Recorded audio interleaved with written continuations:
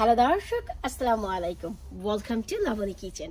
আশা করি আপনারা সবাই ভালো আছেন। আজ আপনাদের সাথে শেয়ার করব আমার গার্ডেনের আরো একটি ভিডিও, যার হচ্ছে বাম্পার ফলন। আশা করি দেখে বুঝতেই পারছেন যে গাছটির ওভারঅল সাইড মরিচ দিয়ে ভরা। আমি একটু দেখাচ্ছি, একটু দেখুন, লক্ষ্য করলেই বুঝতে পারবেন যে কতটা বাম্পার ফলন আমি পেয়েছি এই গাছে। এই গাছের কিন্তু ভাই আমি অনেক যত্ন করেছি, আর এই গাছটি হচ্ছে আমার এই বছরের। তার মানে আমার গার্ডেনে গত 2 বছর যাবতই এই মরিচের গাছ ছিল, যার বেশ কয়েকটি ভিডিও আমি আপনাদের সাথে শেয়ার করেছি। এবং গত বছরই সেই গাছটি আমি নিজ হাতে তুলে ফেলে দিয়েছি, কারণ এবছর হলে 3য় বছর হয়ে যেত। আমি যতটা জানি যে 3য় বছরে মরিচ তো আসতো, কিন্তু এত বাম্পার ফলন হতো না। সে ভয়ে আমি গত বছরই এই গাছটি বানিয়েছি। তো গত বছর হতে হতে পুরো সামার লেগে গেছে আমার এই গাছটি হতে। তখন আর মরিচ আসেনি, চলে এসেছে উইন্টার, ডিসেম্বর মাস। তখন আমার এই গাছটি কনজারভেটরিতে ছিল, এখনো কনজারভেটরিতে আছে। আমি ভিডিও করার জন্য আমার গার্ডেনে নিয়ে এসেছি। তো গাছটির কত ভালো ফলন এসেছে। আর এই গাছের এই যে মরিচ, তা হচ্ছে প্রথম। তার মানে গত বছর আমি গাছটি বানিয়েছি অন্য আমার গাছের বীজ থেকে, যা এই গাছই ছিল। 2 বছর খাওয়ার পর আমি বীজ দিয়ে গাছটি বানিয়ে রেখেছি। আর এবছর দেখুন ফলন এসেছে, মাশাআল্লাহ অনেক ফলন এসেছে। এই গাছটির যত্ন করার জন্য আমি অনেক কিছু করেছি। তার মানে হচ্ছে আমি আরো একটি মরিচের ভিডিও আপলোড করেছি, সেখানে আপনারা জেনে যাবেন যে আমি শুরু থেকে মরিচ গাছ কিভাবে বানাই চারা থেকে, এবং আমি কি কি কাজ করি। এখন হচ্ছে কথা যে আমার এই গাছে দেখুন অজস্র মরিচ তো এসেছে। আমি কোনো প্রকারের সার কিন্তু এখনো পর্যন্ত ব্যবহার করিনি, জৈব সার ছাড়া। আর এই গাছে এই প্রথম আমি দেখতে পাচ্ছি যে অনেকটাই বাঘ এসেছে। তো বেশ কিছু পোকামাকড়ে দেখুন পাতাগুলো একেবারে খেয়ে ফেলেছে। তো এই যে পাতাগুলো আমি ফেলে দিচ্ছি, খালি চোখে পোকামাকড়গুলো দেখা যাচ্ছে না, তবে এই যে পাতায় যে এফেক্ট হয়েছে তা এসেছে। তো যাই হোক, এমন তো অন্যান্য গাছে অলওয়েজ হয়, আর মরিচ গাছে এই প্রথম। তা আমি যেহেতু অন্যান্য গাছের ট্রিটমেন্ট করি, তাই ভাবলাম মরিচ গাছের ট্রিটমেন্ট আমি করে দিই। এখন আমি যে কাজটি করব আপনাদের সাথে আমি একটু শেয়ার করছি, হয়তোবা আপনাদের অনেকেরই উপকারে আসবে। এই যে দেখুন, এখানে একটি স্প্রে বোতল দেখতে পাচ্ছেন, যার ভিতরে হলুদ কালারের কিছু পানি। ভাই, এগুলো কিন্তু আবার অরেঞ্জ জুস বা ম্যাঙ্গো জুস ভাববেন না।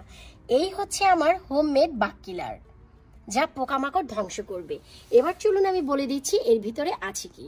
আমি 2 লিটার পানিতে 2 টেবিল চামচ রান্নার হলুদ, যা আমরা খাবারে ব্যবহার করি, তা মিশিয়ে 2 ঘন্টার জন্য রেখে দিয়েছি।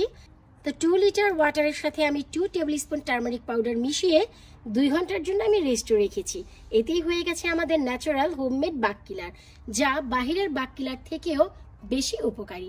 এখন এই বাগ কিলারটি আমি সমস্ত গাছে স্প্রে করে দেব। এখন এই পোকামাকড়টি চলে যাওয়ার জন্য আমি স্প্রে করে দিচ্ছি। আপনারা আরো একটি কাজ করতে পারেন, আমার অজস্র আসেনি, যা সামান্য কিছু পাতায় এইরকম পোকামাকড় ধরেছে। পোকামাকড়ও দেখা যাচ্ছে না, কোনো পোকামাকড় নেই, তার মানে ওনারা চলে গেছে কিছুটা স্পট রেখে। যাদের গাছে অজস্র পোকামাকড় আসে এবং কালো কালো পোকা আসে, তারা যে কাজটি করতে পারেন তা হচ্ছে এই যে পানি, এই পানির ভিতর আমি 2 লিটার পানিতে 2 টেবিল স্পুন যখন আপনারা হলুদের পাউডার মিশাবেন, তারপর 5 ড্রপস হ্যান্ড ওয়াশ অথবা প্লেট ধোয়ার লিকুইড যে আমরা ব্যবহার করি, তার মানে হচ্ছে আমরা যে হ্যান্ড ওয়াশ দিয়ে হাত ধুই এবং যে লিকুইড দিয়ে আমরা প্লেট ধুই, 5 ড্রপস এই পানিতে মিশিয়ে রেখে দিবেন। তখন স্প্রে করে দিবেন, সব চলে যাবে।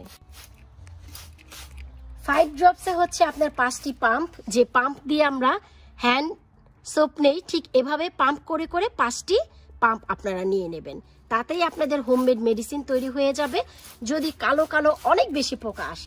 আর এই যে স্প্রেটি, এই বোতলটি আপনারা ঘরে নর্মাল তাপমাত্রায় রেখে দিতে পারেন, গ্যারেজে রাখতে পারেন, তবে বাহিরে রোদ্রে না রাখাই বেটার। স্প্রে করার পর এই গাছটি আমি বাহিরে রাখবো, কারণ হচ্ছে এখন যদি ঘরে নিয়ে যাই, এই যে ড্রিপ হচ্ছে পানি, আমার ঘরের সারফেস নষ্ট হয়ে যাবে। যখন বাতাসে পানিটি একেবারে ড্রাই হয়ে যাবে, তখন আমি ঘরে নিয়ে যাব। আশা করব আজকে আমার এই ভিডিওটি আপনাদের ভালো লাগবে, কারণ একেবারেই নতুন গাছ। শুধু তাই নয়, একটু লক্ষ্য করলেই দেখবেন যে আমার এই যে মরিচ একটি পাকা শুরু করে দিয়েছে। তো আমি এই মরিচ থেকে বীজ রাখবো না, কারণ মরিচটি একটু ছোট। যখন অন্যান্য মরিচ পাকবে আমি বীজ আবারও রেখে দিব, তবে এই গাছটি আমি বাঁচিয়ে রাখবো নেক্সট ইয়ার পর্যন্ত।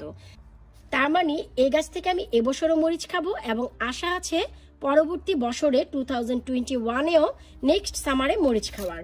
তো আমি 2 বছর করে মরিচ খাবো যদি আল্লাহ বাঁচিয়ে রাখে, কারণ আগের কালো মরিচের গাছ আমার বেঁচে ছিল পুরোপুরি 3 বছর। তো যদি বেঁচে যায় নেক্সট ইয়ার খাবো, আর যদি না বাঁচে তাই আমি আর রিস্ক নিতে চাচ্ছি না। আমি মরিচ পাকলেই বীজ তৈরি করে রাখবো, অবশ্যই আপনাদের সাথে শেয়ার করব।